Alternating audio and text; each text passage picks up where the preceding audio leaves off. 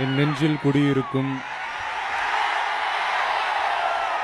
எனது அன்பான ரசிகர்களுக்கும் ரசிகைகளுக்கும் பெரியோர்களுக்கும் தாய்மார்களுக்கும் வந்திருக்கும் அத்தனை நண்பர்களுக்கும் இந்த நேரத்தில் என்னுடைய மாலை வணக்கத்தை தெரிவிச்சுக்கிறேன்.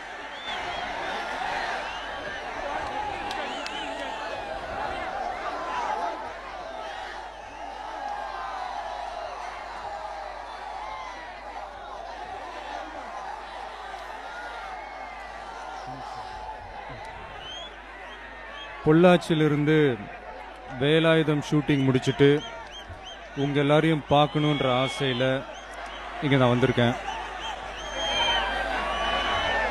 உங்களுக்கு ஒரு சின்ன விஷயத்த முதல்ல தெளிவுபடுத்தணும்னு நான் ஆசைப்படுறேன்.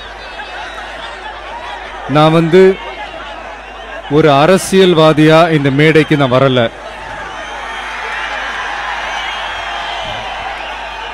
ஒரு தமிழனா தமிழ் மீனவர்களை தாக்கப்படுறதையும் கொல்லப்படுறதையும் தாங்க முடியாம அதுக்கு கண்டனம் தெரிவிக்க வந்திருக்கேன்.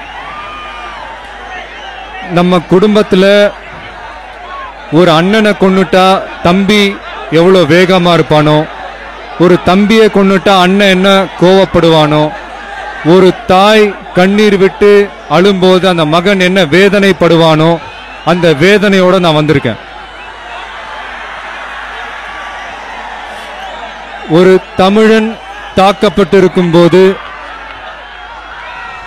தட்டி கேட்கிற ஒரு தமிழனாய் ஒரு சமூக உணர்வோட வந்திருக்கேன்.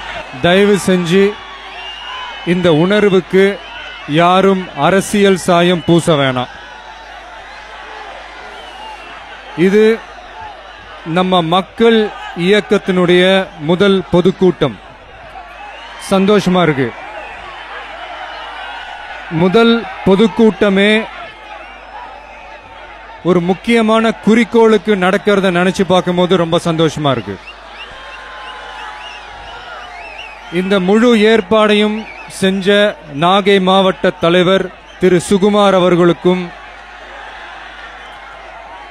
அவருக்கு ஹெல்ப் பண்ண அத்தனை நண்பர்களுக்கும் பக்கத்து மாவட்ட தலைவர் அவர்களுக்கும் தமிழகம் முழுவதும் மாவட்ட நகர ஒன்றியங்களிலிருந்து கடலென திரண்டு வந்திருக்கும் உங்கள் அத்தனை பேருக்கும் இந்த நேரத்தில் என்னுடைய நன்றியை தெரிவிச்சுக்கிறேன்.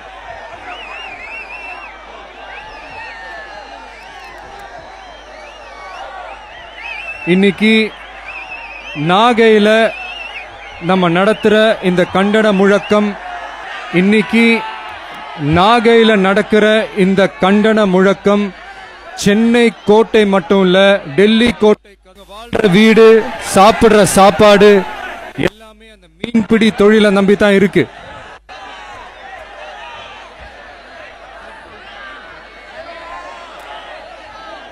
நித்திய கண்டம் பூரண ஆயுசுன்னு சொல்ற மாதிரி வச்சு இந்த தொழிலை செஞ்சுக்கிட்டு இருக்காங்க. அவங்கள பொறுத்த வரைக்கும் அந்த கடல் தான் அவங்களுக்கு தெய்வம் மாதிரி. அப்படிப்பட்ட அந்த கடல் மாதாவையும் மீறி இலங்கை ராணுவம் பல வருஷமா நம்ம தமிழ் மீனவர்களோட வாழ்க்கையோடும் உயிரோடும் விளையாடிக்கிட்டு இருக்காங்க. இந்த விளையாட்டை மத்திய அரசும் மாநில அரசும் வேடிக்கை பார்த்துக்கிட்டு இருக்கிற மாதிரி எனக்கு தோணுது. கேள்விப்பட்டது என்னன்னா, 1000க்கும் மேற்பட்ட நம்ம தமிழ் மீனவர்கள் தாக்கப்பட்டதாகவும் 540 மீனவர்கள் கொல்லப்பட்டதாகவும் நான் கேள்விப்பட்டேன். எனக்கு ஒரு எம்ஜிஆர் அவர்களுடைய பாட்டு தான் ஞாபகம் வருது.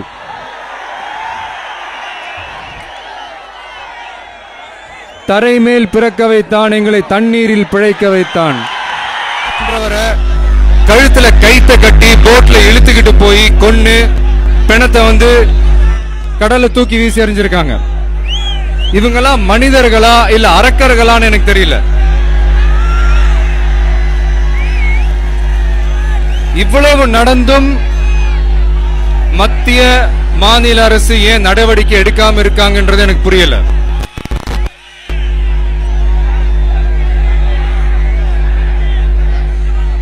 அதாவது இலங்கை ராணுவத்துக்கு நம்ம அடங்கி போறதுனால நம்மள கோழைகள்னு அர்த்தம் இல்ல.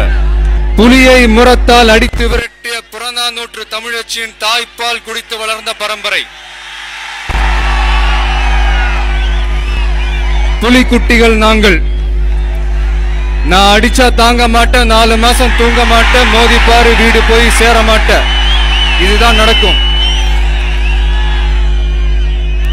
உலக வரைபடத்துல இலங்கைன்ற ஒரு இடமே இல்லாம போயிடும்.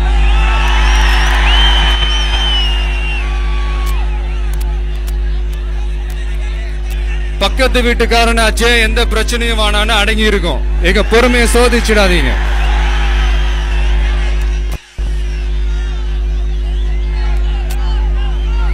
அதாவது ஏதோ வந்தோம், கூட்டம் கூடணும், உணர்ச்சி வசமா பேசணும், கலைஞ்சி போனோம்னு இல்லாம இந்த மாதிரி சின்ன சின்ன செயல்கள்ல நம்ம ஈடுபடணும். அது அவசியம். நான் ஒரு சின்ன ரிக்வெஸ்ட் உங்க எல்லார்கிட்டையும் கேட்டுக்கிறேன். இது நான் முன்னாடியே சொன்னதுதான். இந்த மீனவர்களுடைய பிரச்சனையை குறித்து மாநில அரசுக்கும் மத்திய அரசுக்கும் தந்தி அனுப்புங்க. நீங்க நாளை காலையில அனுப்ப போற ஆயிரக்கணக்கான லட்சக்கணக்கான தந்திகள் பிரதம மந்திரியின் வீட்டு கதவையும் தமிழக முதல்வரின் வீட்டு கதவையும் தட்டட்டும்.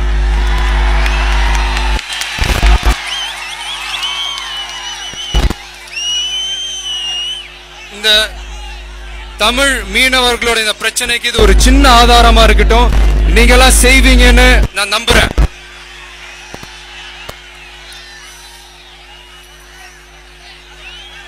அதாவது சின்ன வயசுலயே மீனவ நண்பன் படம் பார்த்திருக்கேன். அதனால என்னமோ தெரியல உங்க எல்லாரும் எனக்கு ரொம்ப பிடிக்கும். ஒன்னே ஒண்ணு மட்டும் நான் சொல்றேன். உங்க மேல விழுற ஒவ்வொரு அடியும் என் மேல விழுற அடியா நினைச்சு உங்களுக்காக நான் போராடுவேன்.